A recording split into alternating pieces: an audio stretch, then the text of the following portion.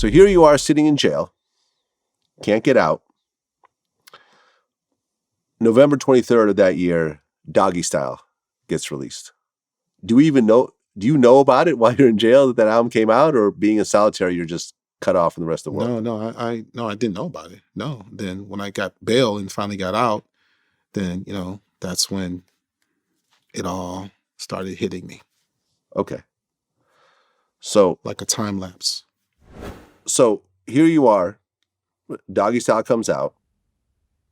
You have no idea that it's even out yet because you're sitting in jail. We now get into 1994.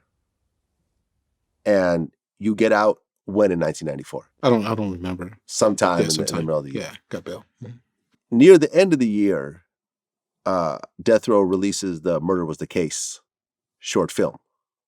Do you remember that actually coming out? Mm-hmm. So you were out during that time. Mm-hmm. Okay. And, by this time, Snoop is an even bigger superstar, right. Because Doggystyle, #1 album, one of the biggest debut albums ever.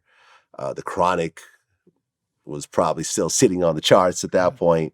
And the Murder Was the Case short film, Tupac actually makes a cameo appearance in that film.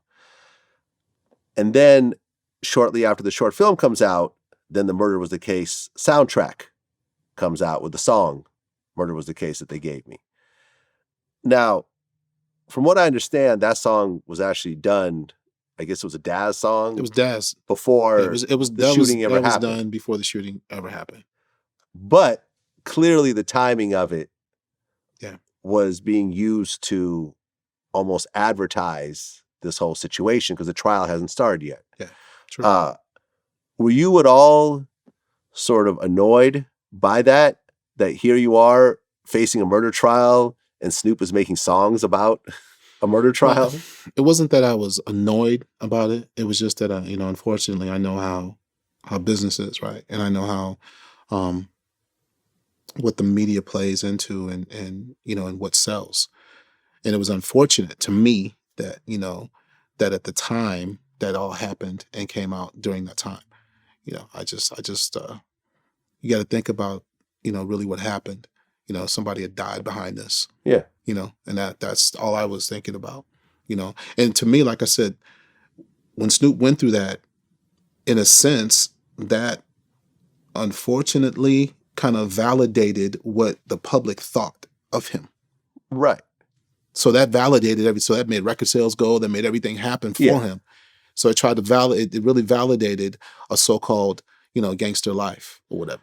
Well, yeah. And I mean, you could say that the media runs with certain things, but the media can only work with what's given. Right. And if you come out with an album called Murder Was the Case, right, you're basically fanning the fire here in the same way that Tupac gets locked up right after getting shot and then Bad Boy drops Who Shot You?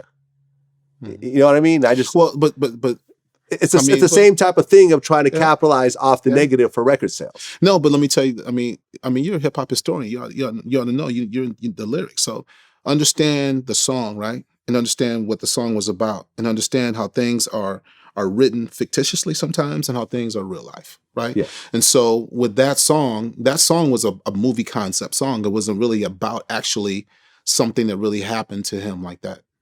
Right. But still. And so but I'm just being real with you, so the whole play on that. And then afterwards, when we went through it, the song was already used.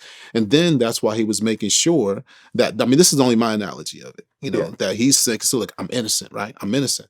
Because now the public is putting this with this, right? So that's the reality of it, from my perspective.